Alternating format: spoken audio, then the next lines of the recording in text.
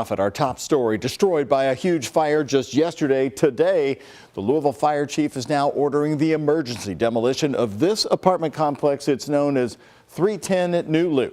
The 9-year-old 4-story building just east of downtown will soon be brought to the ground. New information today from the chief about the apartment residents. The number of people who lost their homes stands at 64. WHS 11's Jose Alonso has the new update from the Louisville fire chief, Brian O'Neill. He talked about the construction of the building yesterday, so we asked him about the other apartments in the area with a similar construction type.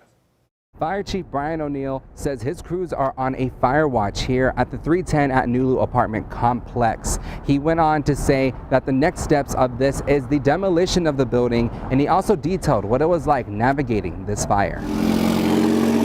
You can see daylight all the way down through second floor windows, meaning there is nothing from there all the way to the roof. Once officials determined how this fire would play out, O'Neill says he instructed his team to evacuate the building. We're seeing the conditions. You have an attic that's fully involved from front to back and side to side.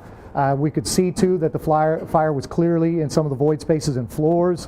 It was time to get those firefighters out of there. Cleanup crews continue to remove the ashes and rubble in the streets. O'Neill says determining what caused this fire will be difficult. They're going to have to rely on drone footage. They're going to rely on what they saw upon the initial arrival. The Fire Prevention Bureau has put in an order for emergency demolition. It's now up to the city to plan when the structure will come down. Mayor Craig Greenberg took a moment today to address that all 64 residents impacted are being taken care of. So we're happy to learn and report that all of the residents had renter's insurance for their apartments, which was required under their lease, and so they're working through their claims process for their insurance right now.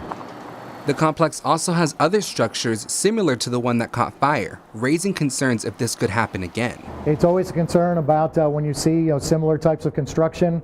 Again, it's kind of an adage. It seems simplistic, but it's safe until it's not. O'Neill says as a firefighter, they are always pushing for building codes to be stronger and wants people to always have a fire plan. One thing to understand about lightweight truss is they can actually hold more weight than traditional construction. However, the way those trusses are thrown together, they're just that. They're lightweight, they're held together by glue, gusset plates, and they're good until they're not. Thankfully, none of the 64 residents or firefighters were injured as they now continue forward from this loss. In Louisville, Jose Alonso, WHAS 11 on your side. Louisville Fire Chief Brian O'Neill went on to say that the complex's management and the American Red Cross continue to help the 64 residents who lost their homes. Some of those folks are college students. The University of Louisville is helping them find temporary housing, giving them vouchers for both food and emergency supplies.